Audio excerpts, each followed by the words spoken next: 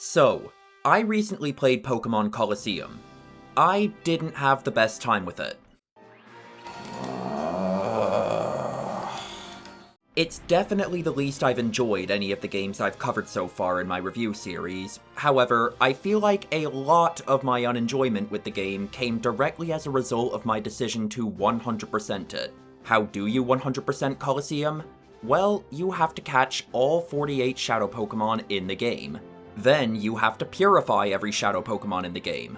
Finally, after both of the previous steps are complete, you have to switch over to the game's battle mode and complete the 100 Trainer Mount Battle Challenge, using your party from Story Mode, at the end of which, if you've done everything right, you will be gifted a Ho-Oh, the only way to get one in all of Generation 3 without an event. If you ignore these tasks and just play Colosseum as casually as possible, I think it would make for a still heavily flawed, but somewhat passable spin-off game.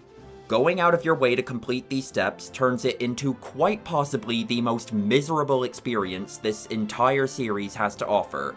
And really, I don't think there's a better way to convey that than just laying out what it entails.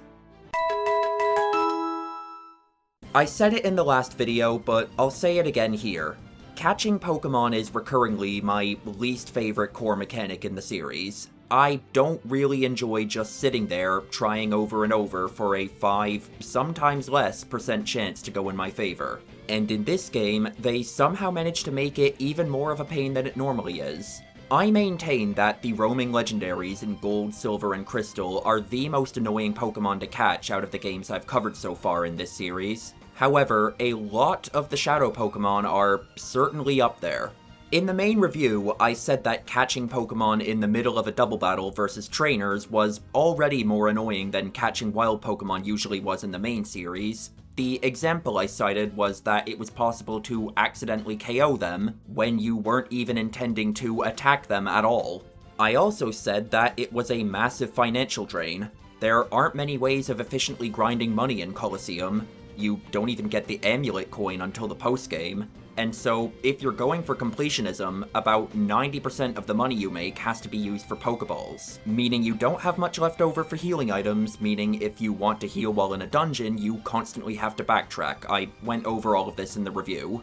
But those aren't the only ways catching Pokemon is more annoying in this game than it normally is. There's also the fact that every Shadow Pokemon in the game knows the move Shadow Rush, which deals recoil damage, making it risky to lower their health too much, even though that's what you're supposed to do to make Pokeballs more likely to catch. It also sucks just having to sit there and let them attack you over and over as you try and fail to capture them. It only adds to how often you have to backtrack and heal. Now, I have heard that there is an oversight in this game which allows you to use Pokeballs without depleting your supply, by using your first Pokemon's turn to throw it, and using your second Pokemon's turn to swap it with another item, which would save you money and generally make things somewhat less tedious, especially when you get the Master Ball late in the adventure. However, I was not aware of this at the time I recorded my footage. I only found out from comments on my previous video, so I caught them all completely legit. This does probably better reflect the average experience with the game. I can't imagine most people who've played it would know this trick, and some people might not want to use it regardless because they think it's cheating, but genuinely, doing this would be my recommendation. I probably would have done it myself if I'd known about it. Besides, in my opinion, the best measurement of how difficult a Shadow Pokemon is to obtain isn't their catch rate, but rather, if you do miss them, how easy is it to try again? When you fail to catch a random encounter in the mainline games, you can just look for another one. Since Shadow Pokemon are all used by trainers, it all depends on the trainer's willingness to rematch you. The easiest Shadow Pokemon to get are probably the ones held by the random trainers scattered around Pyrite Town. They all remain in place after being defeated, and will all rematch the player infinitely. The random trainers in Pyrite Building and Pyrite Cave also remain stationary, and from what I understand will rematch you infinitely, at least until their Shadow Pokemon is snagged, although they can be kind of annoying to get back to. I don't know exactly what triggers it, but periodically the random trainers in this area who don't have Shadow Pokemon will also reset, and won't let the player pass without rematching them. Together, these account for roughly a quarter of the Shadow Pokemon in the game. The rest of them only come up during mandatory story battles against members of the game's villainous team, which usually tend to disappear after the player wins. Without save scumming, which is a lot slower in this game compared to the main series since you can only save in designated spots, getting another shot at these can sometimes be a bit more of a process. Now, it's pretty much impossible to miss Makuhita during the story battle unless you're actively trying to, since I'm pretty sure this is hard-coded to be a guaranteed capture, but if you somehow do, once you reach the post-game, the guy is infinitely rematchable in an easy-to-access spot. The Johto starter you chose is also pretty difficult to miss in the initial battle, but if you do, the guy reappears in Realgam Tower towards the end of the main adventure, where he can be rematched infinitely until his shadow Pokemon is caught. Probably the next up the ladder in terms of difficulty to obtain are the ones in the Shadow Pokemon Lab, as well as the 2 Johto starters you didn't pick. These will be locked until the post-game if they're missed, or in the case of the Johto starters, regardless, but once you're there, they can be rematched infinitely. Not counting ones I save scum for, the only Shadow Pokemon I missed in the main adventure during my playthrough was one of these, Murkrow. Next up, I would say, are the 2 that only appear in the post-game regardless, but have stationary trainers, Ursaring and Smeargle, followed by the Mantine and Remoraid used by Mirab's goons on the top of Pyrite Building, who also have infinitely rematchable battles in the post-game, but only at the very back of that cave where every trainer rematches you along the way. And then the 4 used by the trainers in the Gauntlet on top of Realgam Tower, who can be rematched infinitely at almost any time, but all 4 have to be battled in a row, without healing or changing your lead every time.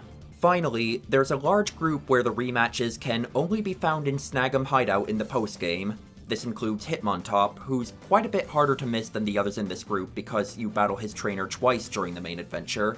It also includes Yanma, Ledian, the 4 from the Under Subway, and the 3 from the Cypher Peons in Realgam Tower. These rematches are in fixed locations, but they're relegated to only 2 spots, where a random one of them is activated as you enter the area. The ones where you did catch their Shadow Pokemon during the story battle will appear in these same spots as well, so it might take a number of attempts to get the one you're looking for. The remaining 9 Shadow Pokemon appear in boss fights. These are the most difficult ones in the game to catch, not only because most of them have among the lowest catch rates in the whole game, but also because, even if you're save scumming, you have to get through an entire, often fairly difficult boss fight before you even get a shot. Unlike with regular trainers, who usually lead with their Shadow Pokemon, I'm fairly certain the AI of the bosses is hard-coded to always send the Shadow Pokemon out last. The easiest of these is probably Gonzap Skarmory. His rematch is easy to get to and has no major prerequisites. Then there's the ones used by the 4 Cypher admins, Sudowoodo and the 3 legendary beasts. These I would strongly recommend save scumming for during your rematches with them at Realgam Tower towards the end of the main adventure, assuming you missed them in your first battles with the admins. It's already a pain to have to go through a whole boss fight before you even get a shot at catching their Shadow Pokemon, but in their post-game rematches, you have to go through an entire gauntlet. Shuckle, you have to go through the gauntlet regardless, and the trainer will only appear after all 4 post-game admin rematches have been defeated.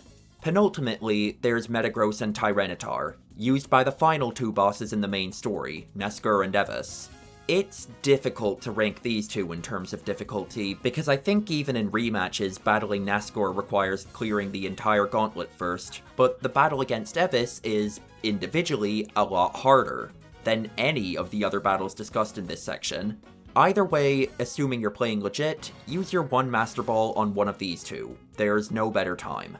Finally, despite having one of the higher catch rates out of this group, and having a trainer who can be infinitely rematched with no hurdles, Togetic is the hardest by default because their trainer won't appear to begin with until every other Shadow Pokemon in the game has already been snagged. Even spacing it out throughout the game, catching all 48 Shadow Pokemon is a long and tedious process. It wouldn't be as bad if you took advantage of that oversight I talked about earlier, but even that I don't consider much of a game changer in the grand scheme of things, because unfortunately, catching all of the Pokemon was by far the easy part. This is the worst of the 3 steps, and it's not even close. It's a test of endurance, not just for you, but also for your controller's A button. There are several methods of purifying shadow Pokemon, and there's a whole system where each method is differently effective depending on the Pokemon's nature, but you can't even see their nature until the gauge is halfway down anyway, so you might as well just find one method that's most effective on average and use that for all of them. You can walk around with them in your party, or in the daycare, but this is only remotely efficient if you're willing to use an infinite walking exploit and leave your game running AFK for potentially tens of hours upon end. You could also use these things called colognes, but these are quite expensive to use in bulk, in a game where there isn't really any efficient way of grinding money. I mostly just use these to finish the shadow Pokemon off. Finally, you can use the shadow Pokemon in battle. Sending them out lowers the gauge a little bit every time, and using the move Shadow Rush has a chance of activating Hyper Mode. Using the call option on the menu to snap a Pokemon out of Hyper Mode lowers the gauge more than anything else. It's basically the only method that lowers it enough for you to see it go down in real time. From my experience, this is by far the most efficient method. Then, the player has two options when it comes to how to pace their progress. They can either swap their party out throughout the game's storyline, which will result in less purification grinding later, but will probably result in them having to do a lot more level grinding in order to defeat some of the late game gauntlets, especially the final boss at Realgam Tower or the rematches in Deep Colosseum.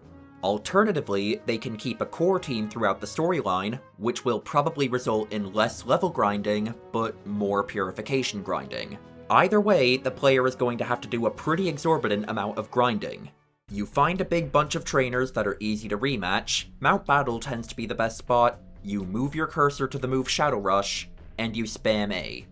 Occasionally, one of your Pokemon might glow dark red, in which case you press right, then down, and then A.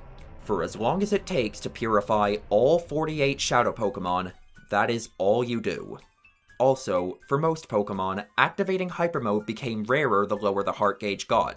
This is why I often resorted to finishing them off with colognes, despite colognes otherwise being less efficient. You have to ask after a while, is this really it? Is there really no way to do this more efficiently? Well, there is a rare item called the Time Flute. Using this will instantly purify a single shadow Pokemon even if their heart gauge, as it's called, is completely full. There are 3 in the entire game. The first is just given to the player as part of the main storyline. The second can be found in a tucked away area of Pyrite Town that can only be accessed by using the U-Disc in the Under. The third can only be found at the top of Mount Battle in Story Mode, which remember is distinct from the top of Mount Battle in Battle Mode. On paper, defeating 100 trainers with this as your reward isn't worth it at all. In practice, however, with all the grinding you have to do in this game, between purifying shadow Pokemon and leveling up your main team for the boss fights, you're probably going to get relatively close anyway. The shadow Pokemon with the most points in their heart gauge are Tyranitar, Metagross, the legendary beasts, and also Skarmory for some reason, so use the Time Flutes on 2 or 3 of them. But those are your only freebies. All 45 others you have to do by hand. To really put everything I'm saying here into perspective, throughout this entire chapter, in the bottom corner of the screen, I've been playing gameplay footage of me attempting to purify a shadow Pokemon at 800% speed, but otherwise completely unedited. That wasn't even enough to purify a single shadow Pokemon. And that wasn't even one of the tougher shadow Pokemon, it was just Mantine, who, if anything, is on the lower end of the scale. Some Pokemon require almost triple or even quadruple as many points to be purified as Mantine does. I almost want to just upload the raw, unedited gameplay footage of me doing this, because I feel like that would illustrate the misery of completing this step better than anything I can say ever could. This whole task has the gameplay of Cookie Clicker and the pacing of Desert Bus. One of the worst parts about purifying all of the shadow Pokemon is the knowledge that, even once you're finally finished with them, the tedium still won't be over. Far from it, in fact. Now, it's time to exit the game, switch over to Battle Mode, and begin the 100 Trainer Mount Battle Challenge. While this challenge is in Battle Mode, to get Ho-Oh, it has to be done with Pokemon from your Story Mode save file. Now, I don't know if this just means they have to be currently on the save file, like you can trade a Pokemon into story mode and then use it here, or if they have to actually be caught in this game. I wasn't risking it regardless, I just used my main squad from my playthrough. Also, while you can save a challenge partway through, you don't have to do it all in one sitting. You cannot swap your party out midway, so make sure you're happy with your choices. It was daunting. Chances are, if you're doing this, you've already spent ages at Mount Battle, you've likely even beaten it in story mode, and now you have to do it all again, except even slower because the trainers have more Pokemon on average, and you have to navigate this honestly atrocious UI where you choose which 4 of your 6 Pokemon you want to use before every battle. But I've come this far. By and large, these battles are not hard. It isn't until around Area 7 that they even start consistently using fully evolved Pokemon. In the first 70 battles, there were a whopping 4 where at least one of my Pokemon fainted, and 2 of those were to Mirror Coat. Everyone knows that knockouts due to Mirror Coat or Counter barely even count. Once again, at least at first, it's a lot more of a test of endurance and perseverance than skill. Every time you get a perfect battle, i.e. a battle where none of your Pokemon faint, you get an extra continue. By the time you get to the 70s onwards, where the trainers start to get a bit tougher, you'll have accumulated so many continues that you might as well have infinite. Some of the trainers in these last few areas are tough, but I don't know if any are on the level where someone would need tens of tries to beat them. I have a bunch of NUs on my team, and I think I used 3 continues in total. I don't know what happens if you run out, whether you have to go back to the beginning of the area or the entire challenge. I'm just glad I didn't have to find out. As I was getting towards the top, I was absolutely dreading the possibility that I'd somehow mess something up. I mean, it's not like the game itself tells you these requirements, I was just going off what I'd heard online. Am I sure there's only 48 Shadow Pokemon? Am I sure they're all purified? Am I sure I selected the right challenge? I saved and quit to double check my story mode save file like 10 times. These nervous feelings were somewhat counterbalanced by the fact that I was actually kind of enjoying these higher level battles, figuring out lines for how I would defeat these legendaries with a team that has a Macargo and a Plusle on it. I did get pretty annoyed by all the bright powders though. On this one Delcatty, I swear it activated 3 turns in a row. It's 2 bright powder activations on this fucking... 3 bright powder activations on this fucking Delcatty. Eventually, I make it to Battle 100. He leads with Rhydon and Ludicolo, while I lead with Espeon and Misdreavus.